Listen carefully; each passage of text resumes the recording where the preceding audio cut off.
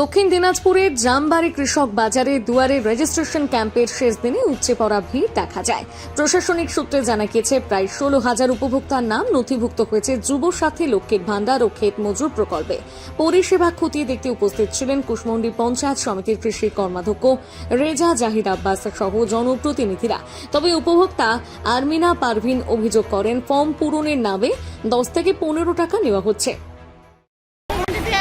এখানে যুবসাথী এবং form fill up হচ্ছে, তার ফর্ম ফিল আপের জন্য এখানে উৎসবটা ভিড় লেগেছে এবং এখানে 2 নম্বরে শুধু দেখতে পাচ্ছি যে ফর্ম ফিল আপ করে দিচ্ছে এবং অন্যান্য অঞ্চলগুলো সব কিছু 2 নম্বর সাহায্য করছে। আমি নিজে নিয়ে গিয়েছি, অন্যান্য ফর্মগুলো ফিল আপ করে দিচ্ছি।